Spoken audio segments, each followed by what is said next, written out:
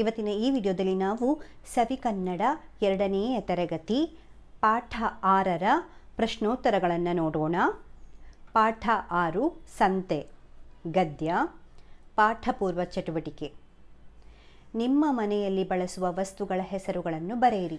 ನಾನು ಇಲ್ಲಿ ಅಡಿಗೆ ಮನೆಯಲ್ಲಿ ಬಳಸುವಂತಹ ವಸ್ತುಗಳನ್ನು ಬರೆದಿದ್ದೀನಿ, ನೋಡೋಣ. ಅಕ್ಕಿ, ರಾಗಿ, ಜೋಳ, ತೊಗರಿಬೇಳೆ, ಹೆಸರುಬೇಳೆ, ಕಡಲೆಬೇಳೆ, ಉದ್ದಿನಬೇಳೆ, ಗೋಧಿ, ಅರಿಶಿಣ, ಕಾಫಿ ಪುಡಿ, ಟೀ ಪುಡಿ, ಬಿಸ್ಕತ್. ನಂತರ ನಿಮಗೆ ತಿಳಿದಿರುವ ಹೂಗಳ ಹೆಸರುಗಳನ್ನು ಪಟ್ಟಿ ಮಾಡಿರಿ. ಸೇವಂತಿಗೆ, ಗುಲಾಬಿ, ಮಲ್ಲಿಗೆ, ಕನಕಾಂಬರ, ಚೆಂಡು ಹೂವು, ದಾಸವಾಳ, ಕಮಲ, ಸೂರ್ಯಕಾಂತಿ, ಸಂಪಿಗೆ, ಸುಗಂಧರಾಜ, ನಂದಿಬಟ್ಟಲು, ನೈದಿಲೆ ಹೂವು. ಕೇಳಿದ ಪದಗಳು ಇವುಗಳನ್ನು ಗಟ್ಟಿಯಾಗಿ ಓದಿ.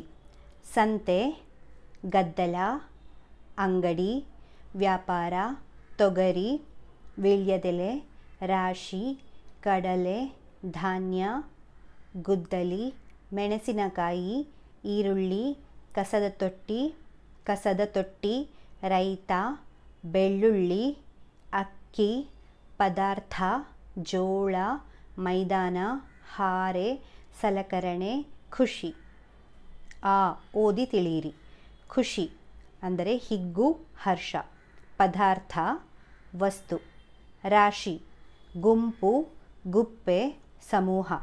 ರಿಪೇರಿ ಸರಿಪಡಿಸುವಿಕೆ, ಸಲಕರಣೆ. ಉಪಕರಣ ದಿನಸಿ ಅಂದರೆ ಧಾನ್ಯ, ದವಸ. ಬದಿ ಅಂದರೆ ಪಕ್ಕ, ಮಗ್ಗಲು. ಈಗ ಗಮನಿಸಿ ತಿಳಿ. ಸಾಂಬಾರ ಇದು ಒಂದು ಮಸಾಲೆಯ ಪದಾರ್ಥ. ವ್ಯಾಪಾರ ಅಂದರೆ ಕೊಳ್ಳುವುದು, ಮಾರುವುದು. ಮನೋರಂಜನೆ ಮನಸ್ಸನ್ನು ಸಂತೋಷಗೊಳಿಸುವುದು. ಗುದ್ದಲಿ ನೆಲವನ್ನು ಅಗೆಯಲು ಉಪಯೋಗಿಸುವ ಮರದ ಹಿಡಿಯುಳ್ಳ ಕಬ್ಬಿಣದ ಸಾಧನ. ಈಗ ಈ ಪ್ರಶ್ನೆಗಳಿಗೆ ಉತ್ತರ ಹೇಳಿ. 1ನೆಯ ಪ್ರಶ್ನೆ, ಗೆಳೆಯರೆಲ್ಲ ಕೂಡಿ ಎಲ್ಲಿಗೆ ಹೋದರು? ಗೆಳೆಯರೆಲ್ಲ ಕೂಡಿ ಸಂತೆ ನೋಡಲು ಹೋದರು. 2ನೆಯ ಪ್ರಶ್ನೆ, ಸಂತೆಯಲ್ಲಿ ಏನನ್ನು ರಿಪೇರಿ ಮಾಡುತ್ತಿದ್ದರು? ಉತ್ತರ, ಸಂತೆಯಲ್ಲಿ ಹಾಳಾಗಿರುವ ಬೀಗ ಮತ್ತು ಕೊಡೆ ರಿಪೇರಿ ಮಾಡುತ್ತಿದ್ದರು. 3ನೆಯ ಪ್ರಶ್ನೆ, ಸಂತೆಯಲ್ಲಿ ಯಾವ ಆಟ ಆಡುತ್ತಿದ್ದರು? ಉತ್ತರ, ಸಂತೆಯಲ್ಲಿ ಹಗಲು ವೇಷದ ಆಟವನ್ನು ಆಡುತ್ತಿದ್ದರು. 4ನೆಯ ಪ್ರಶ್ನೆ, ಮಕ್ಕಳು ಬಾಳೆಹಣ್ಣಿನ ಸಿಪ್ಪೆಯನ್ನು ಎಲ್ಲಿ ಹಾಕಿದರು? ಉತ್ತರ, ಮಕ್ಕಳು ಬಾಳೆಹಣ್ಣಿನ ಸಿಪ್ಪೆಯನ್ನು ಕಸದ ತೊಟ್ಟಿಗೆ ಹಾಕಿದರು. ಎಲ್ಲಿ ಹಾಕಿದರು? ಕಸದ ತೊಟ್ಟಿಗೆ ಹಾಕಿದರು. ಇದಿಷ್ಟು ಪ್ರಶ್ನೋತ್ತರ. ಈ ಮಾತನ್ನು ಯಾರು ಯಾರಿಗೆ ಹೇಳಿದರು? 1.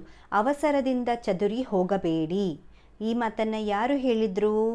ಅನಿತಾಳ ಚಿಕ್ಕಪ್ಪ ಹೇಳಿದರು. ಯಾರಿಗೆ ಹೇಳಿದರು? ಮಕ್ಕಳಿಗೆ ಹೇಳಿದರು. 2ನೆಯದು, ಅಲ್ಲಿ ನೋಡಿ ಘಮಘಮಿಸುವ ಹೂಗಳು. ಈ ಮಾತನ್ನು ಯಾರು ಹೇಳಿದರು? ಅನಿತಾ ಹೇಳಿದಳು. ಯಾರಿಗೆ ಹೇಳಿದರು? ಸ್ನೇಹಿತರಿಗೆ ಮತ್ತು ಅವಳ ಚಿಕ್ಕಪ್ಪನಿಗೆ ಹೇಳಿದಳು. 3ನೆಯದು, ಇಲ್ಲಿಗೆ ಇವೆಲ್ಲವನ್ನು ಎಲ್ಲಿಂದ ತರುತ್ತಾರೆ? ಈ ಮಾತನ್ನು ಯಾರು ಹೇಳಿದರು? ಜಾನ್ ಹೇಳಿದನು. ಯಾರಿಗೆ ಹೇಳಿದರು? ಅನಿತಾಳ ಚಿಕ್ಕಪ್ಪನಿಗೆ ಹೇಳಿದನು. 4ನೆಯದು, ಸಿಪ್ಪೆಯನ್ನು ದಾರಿಗೆ ಎಸೆಯಬಾರದು. ಈ ಮಾತನ್ನು ಯಾರು ಹೇಳಿದರು? ರಶೀದ್ ಹೇಳಿದನು. ಯಾರಿಗೆ ಹೇಳಿದರು? ಕುಮಾರನಿಗೆ ಹೇಳಿದನು.